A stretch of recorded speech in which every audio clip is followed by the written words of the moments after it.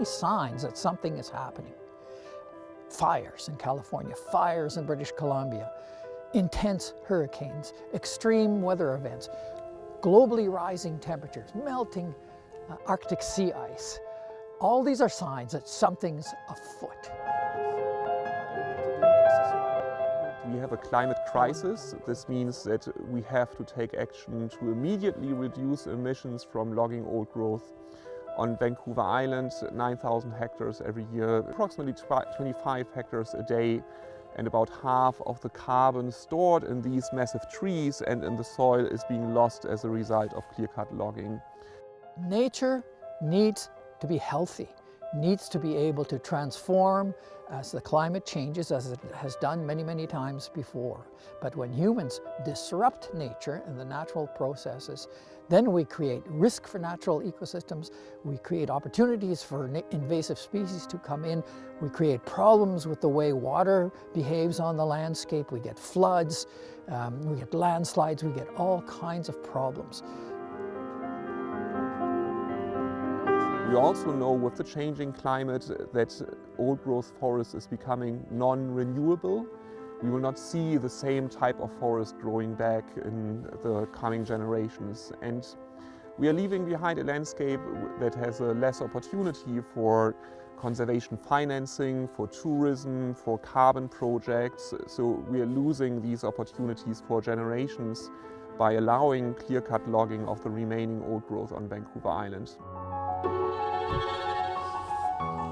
We have some of the most amazing forests on Earth.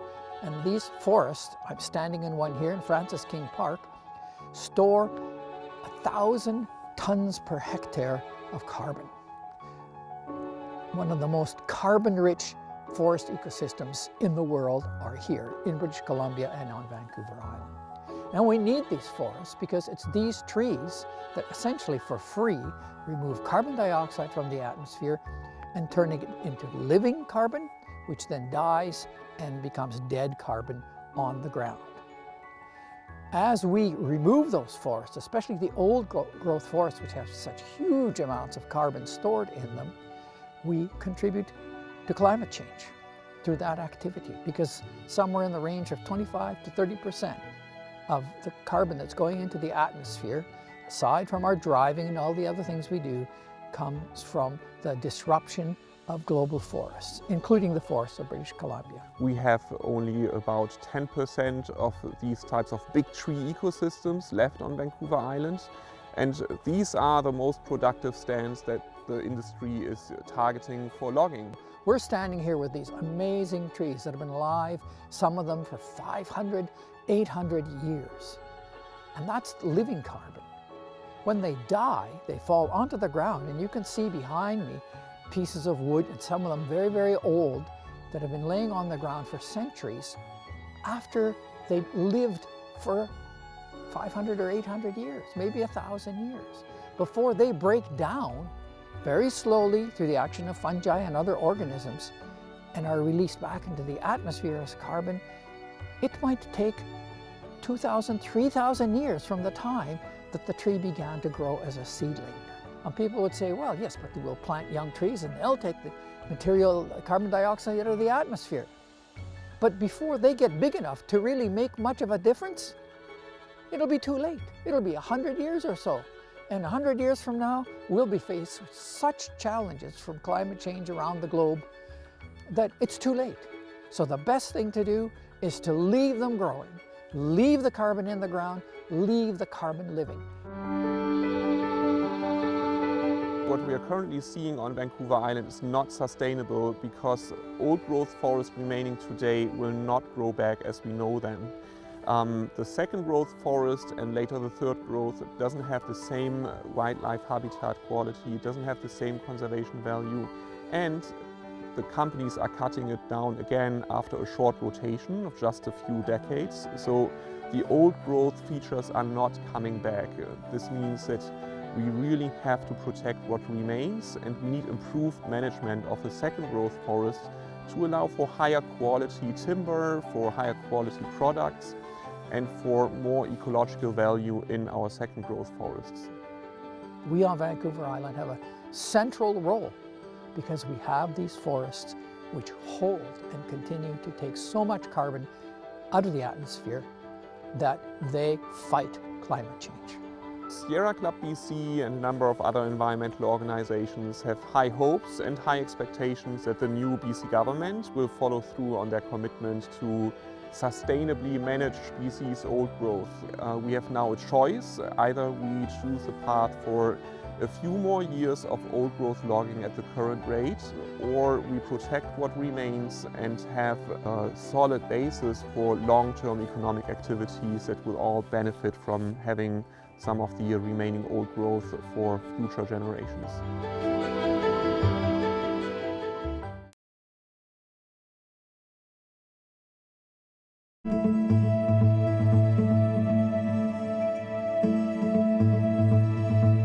It's ground zero for the old growth protection movement on Vancouver Island. The Walbrand Valley continues to be a place that people are passionate about protecting. There was actually just a big gathering recently in the Walbrand Valley where there's over 100 hikers and conservationists there. There's a constant stream of people in summer to see the Walbrand. And to me, it is the most beautiful ancient forest I've ever seen. That whole central part of the Walbrand with the emerald pool and the big waterfalls and the giant cedars, the big Sitka spruce, it's the most magical part of the ancient forest on this island I've ever been to.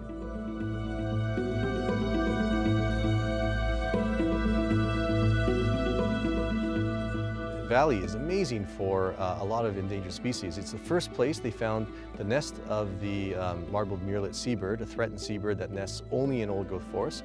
There's northern goshawk, which is a red-listed bird of prey. It's got a whole lot of species at risk in old growth dependent species, long-eared bats and Vos's swifts, red-legged frogs. There's a lot going on. NDP government at the time protected half of the Walbrand Valley, but the boundaries of the park were drawn to exclude the Castle Grove and the best cedar stands.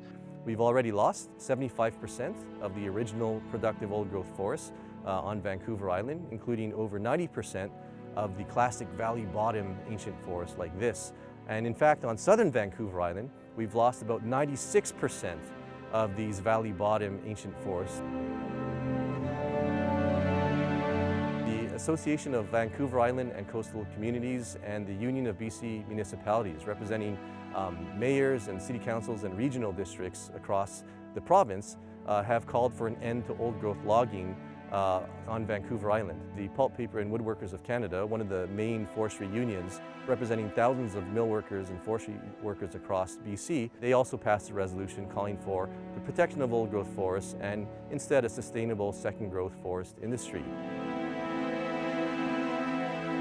Many First Nations use the ancient red cedars for building totem poles, for longhouses, for carving canoes. Old growth forests also counteract climate change. They store huge amounts of atmospheric carbon. They provide clean water for human communities and for wild salmon. And they're an iconic part of BC's heritage. There's also concerns that there are potentially proposed cut blocks in the upper Walbrand Valley. It's one watershed, so even though it's not in the central Walbrand, the best part of the Walbrand, it still has downstream effects and there's so little ancient forest left in general. All of it should be protected. And there's also just a lot of recreational interest there. It's so spectacular. The boardwalks have been expanded by local groups there, and it is the finest of the ancient forests left in the entire country. The Castle Grove of the Walbrand is unlike any other stand of giant cedars. It's the biggest, the best, the most spectacular. The new government now has said that they're going to use the Great Bear Rainforest ecosystem-based management model to manage old growth forests.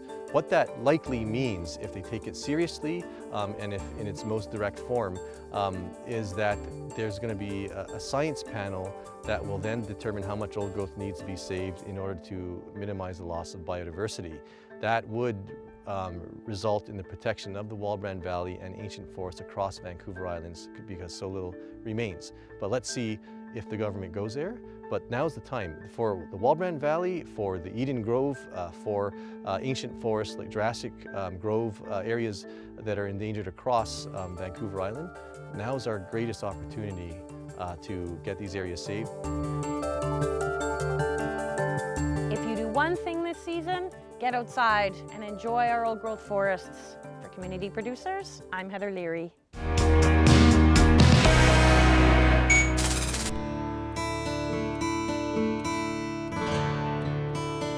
Hi, we're here today at the Swan Lake Nature Sanctuary Native Plant Garden. It's a beautiful time of year. The spring flowers are just about to bloom. Right beside me here is Oregon grape, just coming into bloom. And then behind me, beautiful red blossoms of red flowering currant.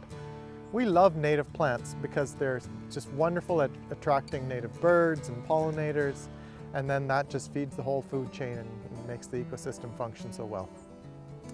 Chocolate lily stems just coming up, budding up. They're going to be blooming in probably another couple weeks. And then there's camas all around it, so this is going to be a bed of blue with a little bit of kind of mottled chocolate colored bell-shaped flowers hanging down. So here's a beautiful early spring flower, satin flower.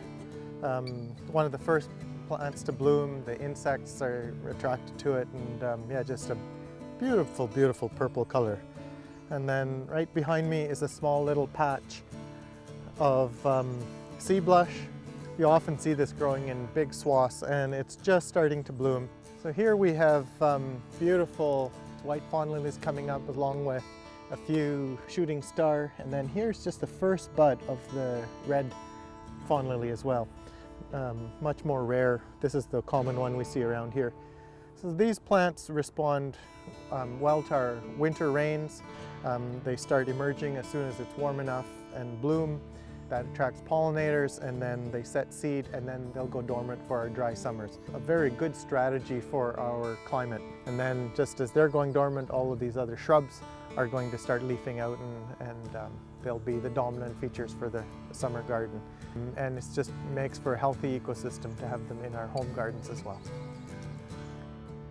Every spring at Swan Lake we host a native plant sale. We have over 100 different species, 4,000 odd plants, and yeah, they're all native to this area. Some of them are relatively easy to grow, and others are a little more challenging. So here's one of the more challenging ones, an erythronium or fawn lily. It's challenging in the sense that it takes a long time for this plant to develop. So this plant here is about 5 years old, and then there are others such as camas, which are relatively easy to grow from seed. We grow them on for about 8 or 10 years, and this is the pot of that. So in another few weeks, these will be blooming.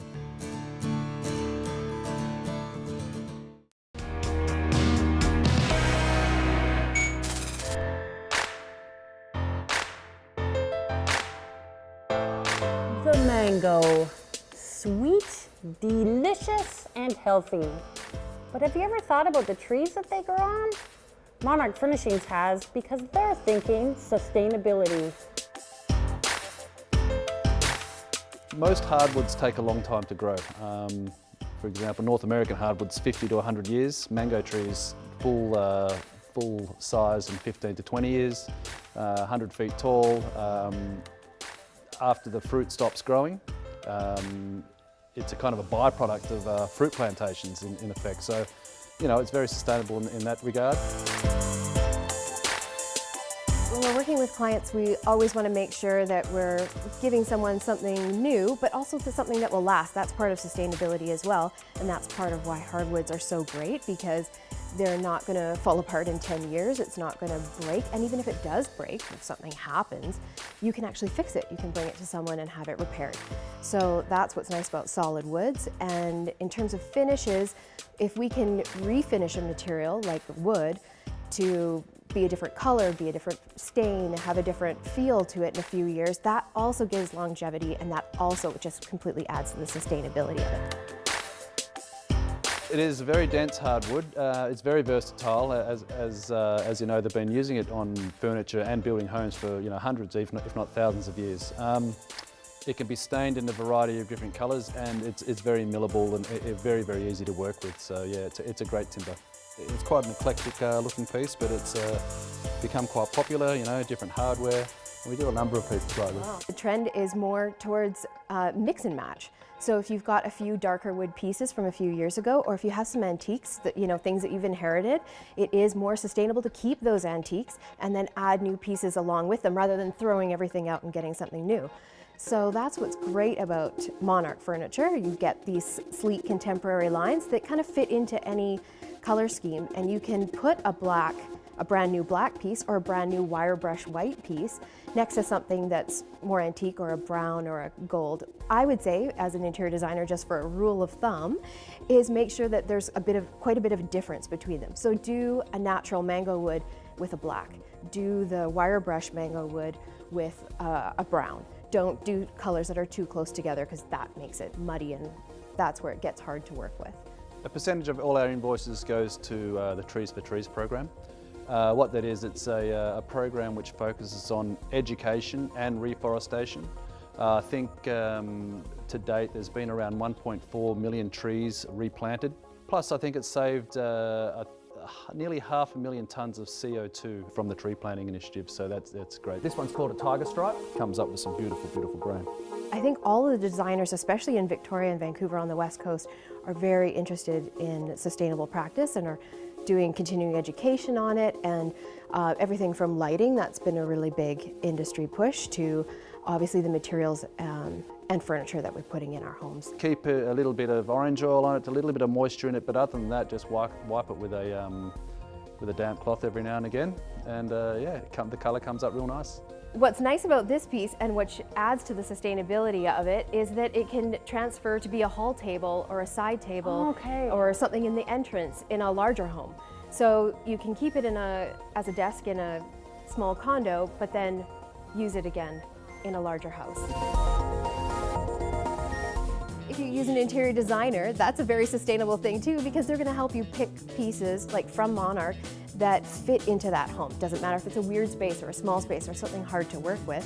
If you work with someone that can see an overall vision, it can help you pick those pieces. You're not throwing things away, you're not unhappy at the end of the day, and that creates sustainability. We've got a kind of a complete package of beautiful furniture, and people are excited by you know, buying something that could have harvested fruit from.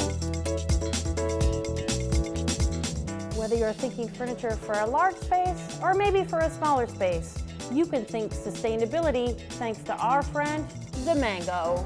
For Community Producers, I'm Heather Leary.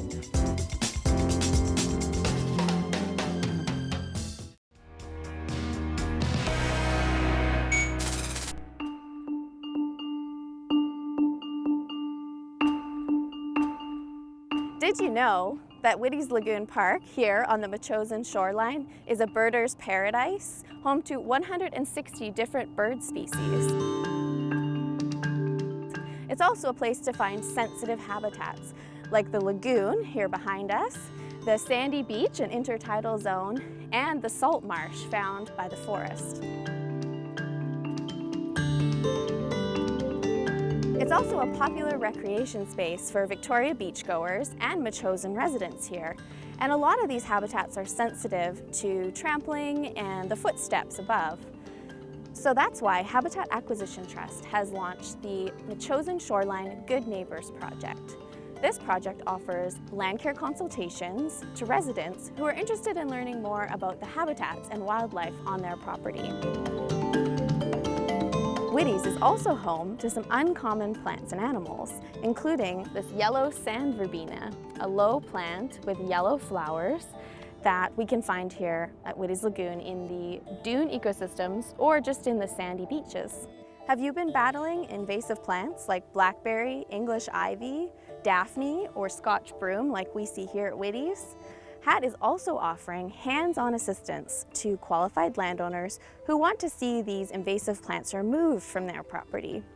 And we're doing that through volunteers, and we want to help people who are good neighbors to nature.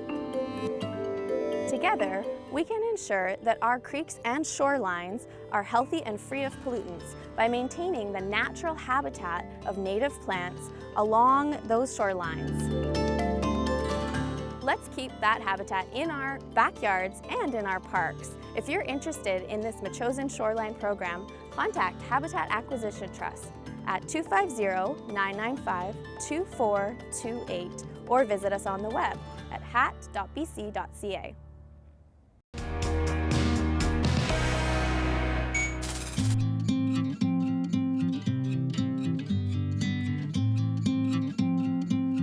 Nature is beautiful, but not everything in this forest belongs here. Invasive species have been creeping into the region's forests for a number of years. But at Ruby Creek in Metchosin, we're finding out how ecological restoration is giving native plants a fighting chance. This is only one of about 16 properties that we actively manage. Ruby Creek is in Metchosin and it flows into Witty's Lagoon, which is a CRD regional park. So today we have two other partners with HAT. We have CRD Parks is here as well with their volunteers, and we have the Greater Victoria Green Team that are here with their volunteers. Altogether, there's 35 of us. We are a regional-wide environmental volunteer program, so we work all the way from Souk to North Saanich, really collaborating with different groups and bringing the community to learn about different projects and participate in different volunteer activities that work to improve our environment. So today we're removing invasive plants, and that's one big thing that we do. We've been pulling out a whole bunch of daphne, invasive plants. Some of them are plants you might find in your yard. Some of them they look quite pretty. They look a little bit like rhododendrons, I'm told. But the plants themselves are quite poisonous, so we've been taking all those out. It removes the native composition, which in turn decreases diversity, wildlife species, everything from soil all the way to the birds. So it changes everything. The whole ecosystem changes when the invasive species invade. So here, Ruby Creek, this is our 8th year working here, and we are really making some headway. And what we want to do eventually is get it so that it takes care of itself.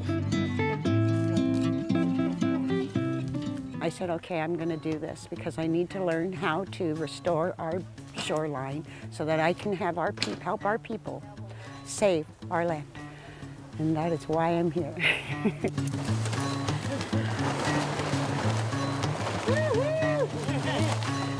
We're installing over 260 trees and shrubs in the creek and on the banks, and that's to create a more diverse habitat. We really want to open up space in our native habitat and allow room for the native plants to grow. We had an exciting find a few years ago. Alana is one of my co-workers, found a blue-gray tail dropper slug. Now that doesn't sound like a lot of excitement, but this little slug, it's about an inch long, beautiful blue color, sometimes grayish, is threatened. But here on Vancouver Island, it's not common. We know very little about it. We weren't expecting to find it here. We think it's found on the edge of Garry Oak rock outcrops and forest. We know it likes a duff layer like other, invertebrates, but we don't know a lot about it. And these flat pieces of cardboard are fabulous habitat for the slugs, because if they need to hide, they can get in there. They stay moist when it's in the rainy season, and it's a great way to survey for what kind of species we have. And every month, starting when the rain starts, volunteers will come out and they'll check them, take pictures of what they find, and they take notes of all of that. And so we're just trying to find out more information, just data collection. And then these little keystone species, whether they're tiny slugs or they're big, lovely megafauna, they tell us something about the land. And though it seems it gets a focus on that single species, it's really habitat. It's really the multitude of species that get protected under one is amazing. Erica, one of our volunteers, just found a red-legged frog in the creek here. It's a special concern species in Canada. It requires forest habitats and wetlands, so it's a good indicator of a nice forest area. Everyone feels so satisfied at the end of the day. You look around and see the difference you've made in just a short time, and that's because of so many people coming together and helping.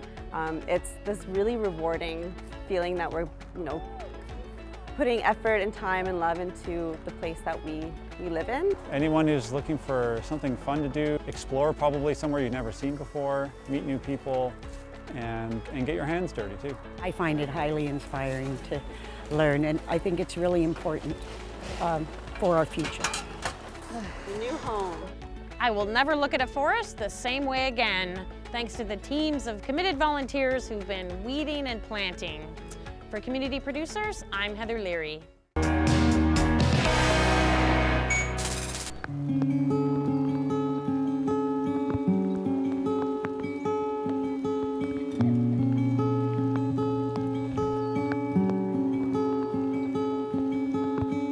Did you know that Eagles Lake here in the Highlands is home to Vancouver Island's last native turtle species?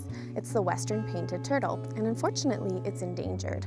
So we are here from Habitat Acquisition Trust to restore nesting habitat along the slopes of Eagles Lake here. Western painted turtles need wetland and lake habitats like the one here to feed and to hibernate.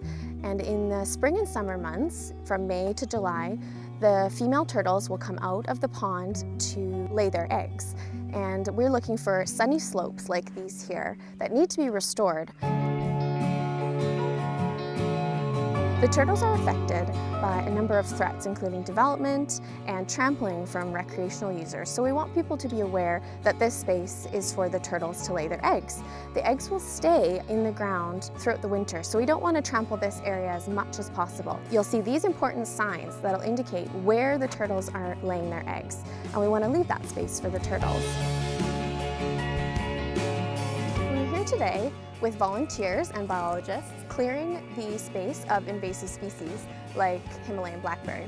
And we're going to replace that with important nesting substrate. That's sandy soil that the turtles can easily dig into and lay their eggs. We've also added basking logs. These are important places for the turtles to rest and warm up. So we are looking for residents and neighbors who may have seen a western painted turtle. If you've seen a turtle on your property or in your neighborhood, we'd like you to give us a call at Habitat Acquisition Trust. We're at 250-995-2428, and you can become a habitat steward for turtles.